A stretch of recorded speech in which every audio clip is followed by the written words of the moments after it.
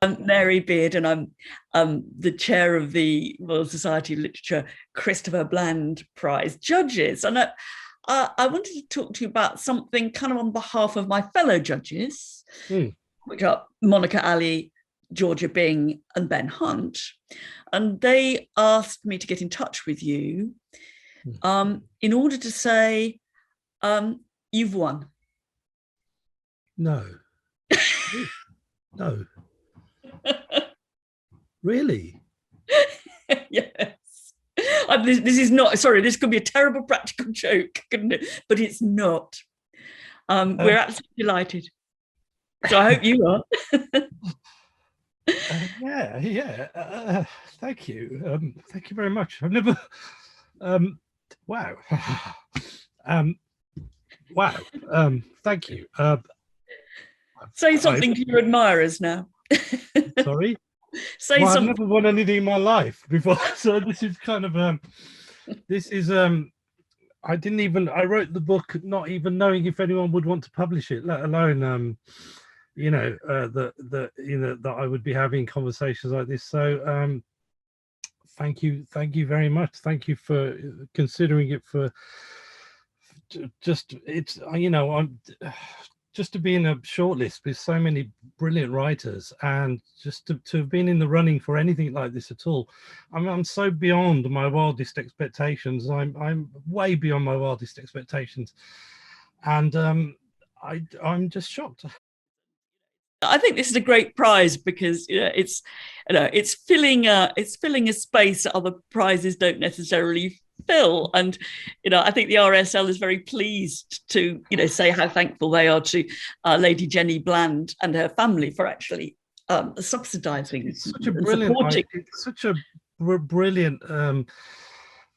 What's the word? I'm lost for words now. But it's such a thoughtful idea for a prize in the first place, to actually just sort of create this space in which authors who were sort of rather late coming into their kind of life as authors can even be considered for such a thing. It's just a lovely thing to do.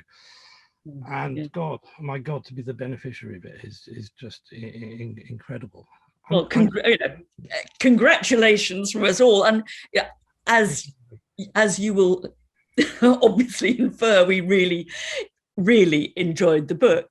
And I think that one of the things that I think, one of the bits of stuff I've read that will stick with me forever is it's actually from the beginning of the book when you talk about going to see the guy who's supposed to be going to kind of handle your mutism when you're a kid, and your stories of that journey in the car, and a kind of way of getting into and remembering what it was like to be a child who didn't speak.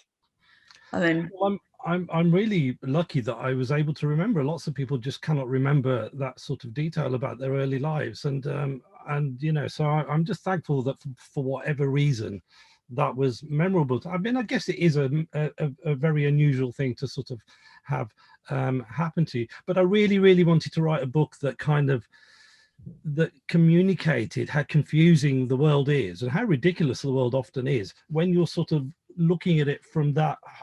I'm indicating about 2 foot up from the ground, and how little most of what is happening around you don't understand at that age. And I just really wanted to sort of convey that in all its kind. Sometimes it's scary, sometimes it's very funny, sometimes you misunderstand things.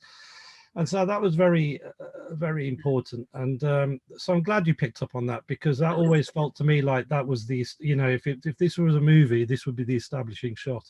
And so I didn't know how far I would get, but I definitely knew all along that would be the first few pages. So that's fantastic. No, it was a really gripping opening. But even our judges, who were slightly younger than I am, said that that actually, when you write about the music, and I think what was wonderful about this was being able to intertwine that sense of the importance of music and the importance of popular music within an individual biography.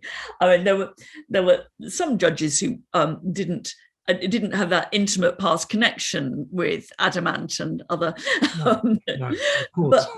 But what was great about it was that you managed to get you into music that you couldn't actually hear.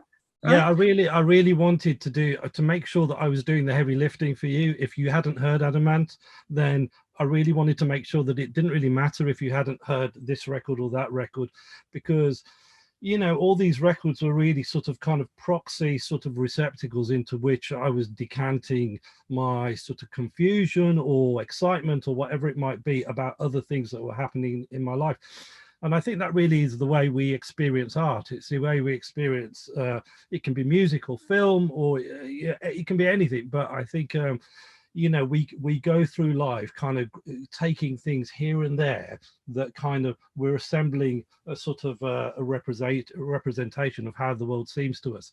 And I felt that that's what our relationship with art is like. In my case, it was pop music. Yeah. Yeah. So, but it was important not to make that a chore for the reader. So I really sort of tried hard to not make that the case. So that's why. No, well, it was hugely successful. For some of us, I have to say it was a little nostalgic, but for others, it was discovering that music or thinking about that music for the first time. And I think we all thought that you succeeded brilliantly in that. So, congratulations from us all, and enjoy the prize. Thank you so much, and thank you so much for just including the book and giving the book your time and trust, because it's a long book as well. So it must have kept the judges up quite late at night, and also a big thanks to my publishers, Quercus, who really took a leap of faith, because it's a long book and there aren't too many books like it, and they just believed in it from the outset. God, I'm just in shock. Thank you. Thank you. And congratulations again.